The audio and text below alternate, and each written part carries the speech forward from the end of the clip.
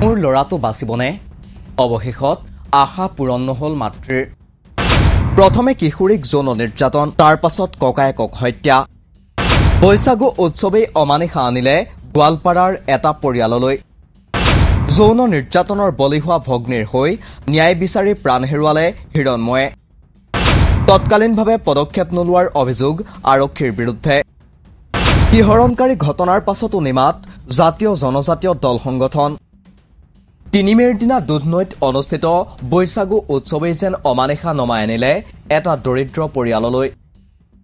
ঘটনাৰ বিৱৰণী মতে ১৫ বছৰীয়া এগৰাকী কিশোৰীগৰাকীৰ বান্ধৱীক ৰংজালিৰ পৰা উভতি অহাৰ সময়ত বাটতে ধন তালুকদাৰ নামৰ এটা পাখণ্ডই কেইবাজনৰ সৈতে মিলি এটা ইটাভাটাত যৌন উৎপীড়ন চলাই দুয়োকে ৰাস্তাতে পেলাই থৈ যায়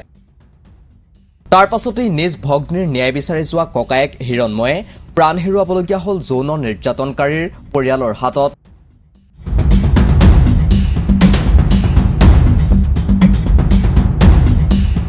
শেহতীয়াকৈ ৰাজ্যত নিত্য নিতৌ অপৰাধৰ ঘটনাৰ খবৰ ক্ৰমান্বয়ে বৃদ্ধি পাবলৈ ধৰিছে কেতিয়াবা যদি পত্নীক স্বামীয়ে হত্যা কৰিছে আন কেতিয়াবা মাতৃক হত্যা কৰিছে পুত্ৰই বিগত এনকাউণ্টাৰ ৰাজ আৰম্ভ হোৱা সময়ত অসমত কেইটামান দিন চাৰিওফালে অপৰাধমূলক ঘটনাই বিৰাজ কৰা দেখিবলৈ পোৱা গৈছে এনে বহু খবৰৰ মাজত পুনৰ অতি মৰ্মান্তিক আৰু পাশবিক এই ঘটনাই শিহৰিত কৰি তুলিছে প্ৰতিজন সমাজপ্ৰিয় মানুহক দুধনৈ ভালাপাৰা গাঁৱৰ নিবাসী ১৫ বছৰীয়া সেই কিশোৰীগৰাকীয়ে মাতৃ আৰু ককায়েকৰ সৈতে জীৱন যাপন কৰিছিল সৰুকালতেই পিতৃক হেৰুৱাইছিল কিশোৰীগৰাকীয়ে দেওবাৰে অসমীয়া প্ৰতিদিন ডিজিটেলত প্ৰকাশিত বাতৰি অনুসৰি এজাহাৰত উল্লেখ কৰা মতে কিশোৰীগৰাকীক উৎপীড়ন চলোৱা ধন তালুকদাৰে ঘটনাৰ কথা গম পোৱাৰ পাছত ধন তালুকদাৰৰ ঘৰত ভিডিপি পাৰ্টিৰ সৈতে উপস্থিত হয়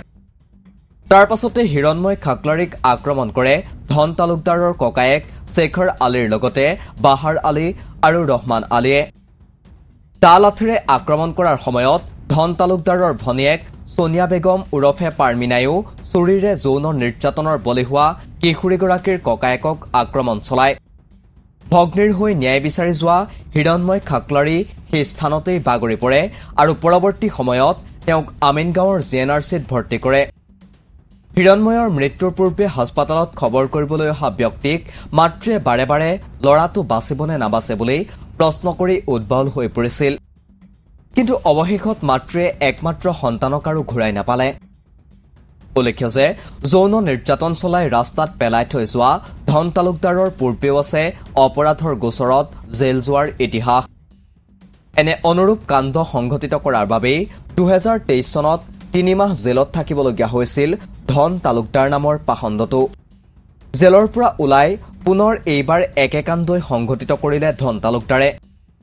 ১৬ মেৰ দিনা নিশা হিৰণময় খাকলাৰীৰ মৃত্যুৰ পাছত ১৭ মেৰ দিনা দুধনৈ আৰক্ষী থানাত পৰিয়ালৰ লোকে এজাহাৰ দাখিল কৰিছিল কিন্তু ঘটনাৰ দুটাকৈ দিন পাৰ হৈ যোৱাৰ পাছতো সাধাৰণ ঘটনা হিচাপে যেন কৰবাত উপেক্ষিত হৈ ৰল নাপালে পৰ্যাপ্ত গুৰুত্ব আৰক্ষীয়েও তৎকালীন ব্যৱস্থা গ্ৰহণ নকৰাৰ অভিযোগ উঠিছে স্থানীয় লোকে যেতিয়াই ঘটনাটোক লৈ উত্তেজিত হৈ পৰিছিল তাৰ পাছতহে এনে পাশবিক কাণ্ডটোৱে গুৰুত্ব লাভ কৰে অথচ এটা পৰিয়াল শেষ হৈ যোৱা এনে হৃদয় বিদাৰক আৰু শিহৰণকাৰী ঘটনাৰ পাছতো কোনো জাতীয় বা জনজাতীয় দল সংগঠনে সজোৰে দাবী তোলা দেখা পোৱা নগল সততে ৰাজনৈতিক কথা বতৰাত ব্যস্ত থকা একাংশ দল সংগঠনৰ নীৰৱ ভূমিকায়ো বহু প্ৰশ্নৰ সৃষ্টি কৰিছে ইতিমধ্যে দুধনৈ আৰক্ষীয়ে এজাহাৰত থকা আটাইকেইজনকে গ্ৰেপ্তাৰ কৰিছে দিনক দিনে বৃদ্ধি হোৱা এনে অপৰাধ প্ৰৱণতাই এতিয়া সচেতন মহলৰ সকলোকে চিন্তিত কৰি তুলিছে নিউজ ডেস্ক ৰিপোৰ্ট দি ক্ৰছ কাৰেণ্ট